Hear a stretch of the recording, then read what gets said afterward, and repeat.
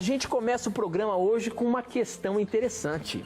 A gente percebe, quando a gente estuda o livro sagrado, o plano, a história da criação e tudo mais, a gente vê que o diabo, o inimigo de Deus, foi expulso com uma terça parte dos anjos lá do céu.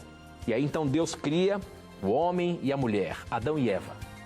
Só que na história da criação tem um relato trágico da humanidade. O diabo tem acesso ao paraíso e tenta Eva. Como que a gente pode entender isso? Se era um local perfeito criado por Deus, como é que o diabo teve acesso se ele havia sido expulso? Pergunta importante, Tito, e que vai nos ajudar a entendermos o quanto Deus é amor em querer que as suas criaturas o obedeçam, o respeitem por livre e espontânea vontade.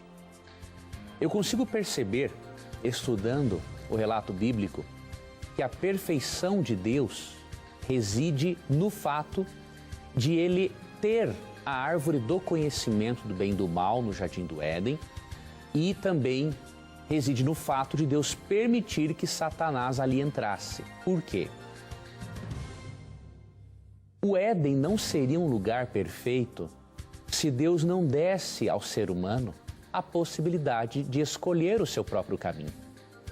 A perfeição divina, eu vejo a perfeição divina inclusive no ato de Deus colocar no Jardim do Éden a possibilidade de o ser humano amá-lo ou não, obedecê-lo ou não. Se Deus só tivesse colocado a árvore da vida no Jardim do Éden, e se Deus não tivesse permitido Satanás entrar lá, com certeza Deus não teria criado os seres humanos para serem livres. Deus, de acordo com 1 João 4, versos 8 e 16, Deus é amor.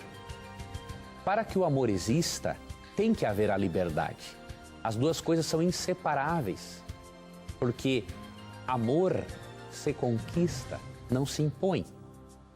Então, para Deus conquistar o amor das suas criaturas, ao invés de impor, Deus teria que dar às suas criaturas a possibilidade de elas não o amarem, não obedecerem. Quando Satanás é expulso do céu e ele vem até o Jardim do Éden, os nossos primeiros pais tinham todas as condições de resistir a ele. Todas as condições. Por exemplo, em Gênesis 2, 16 e 17, Deus já havia dado a ordem para eles não comerem do fruto proibido. E eles já sabiam do resultado da desobediência. Diz o texto: e o Senhor Deus lhe deu esta ordem: de toda árvore do jardim comerás livremente, mas da árvore do conhecimento do bem e do mal não comerás, porque no dia em que dela comeres, certamente morrerás. Então Deus avisou. Deus deu a ele a possibilidade de escolher obedecer ou não. A imortalidade que Deus deu para Adão e Eva era condicional. Condicional à obediência deles. Em Gênesis, capítulo 3, percebemos que quando Satanás se utiliza de uma serpente para enganar Eva, nós percebemos em Gênesis 3, 1 a 4, que o engano foi, obviamente, muito bem trabalhado por Satanás, mas ao mesmo tempo, nossos primeiros pais não precisavam cair. Eles eram perfeitos. Eles não tinham uma tendência interna, uma propensão interna para o mal, como você e eu temos. Por exemplo, no caso deles, além deles terem um livre-arbítrio, além de eles terem sido avisados, eles não tinham uma natureza propensa que os levasse a fazer o mal, a serem tentados internamente. Eles eram tentados apenas externamente, de modo que eles poderiam escolher, decidir seguir a Deus ou não. E quando você lê o triste relato da queda em Gênesis capítulo 3, você percebe dos versos 1 ao 6, que Adão e Eva preferiram atender às insinuações de Satanás ao invés de atender a Deus. Eles duvidaram da palavra do Deus Criador e acreditaram na palavra de uma criatura corrompida. Então eles não eram inocentes. Outro detalhe, Deus disse para eles não comerem e nem tocarem na árvore do conhecimento do bem e do mal.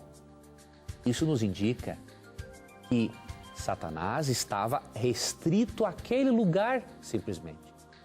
Eles tinham muitos lugares no planeta Terra para estar. Tinham uma amplidão de espaço no Jardim do Éden para não precisar se achegar àquele lugar onde o inimigo de Deus estava presente. Mas eles assim o quiseram. E depois que eles transgrediram o mandamento, nós lemos em João 12:31 que foi nesta ocasião, obviamente, que Satanás se torna o príncipe deste mundo. Ele não era o príncipe deste mundo antes do pecado. Aqui, antes dos nossos primeiros pais pecarem, ele estava restrito àquele espaço da árvore do conhecimento do bem e do mal. Agora, quando Adão e Eva atendem às insinuações de Satanás, eles cedem o domínio da natureza deles a Satanás e também o domínio do planeta. Ao invés de eles serem agora os administradores diretos do planeta que Deus havia criado, eles permitiram que o inimigo ceifasse o mal, a rebelião, a morte em nosso planeta. Então, se Deus não tivesse, amigo telespectador e ouvinte, dado esta possibilidade a eles, Deus não seria amor. Repito, amor não se impõe, amor se conquista. E só poderia haver amor no Jardim do Éden se Deus desse às suas criaturas a possibilidade de o amarem ou não.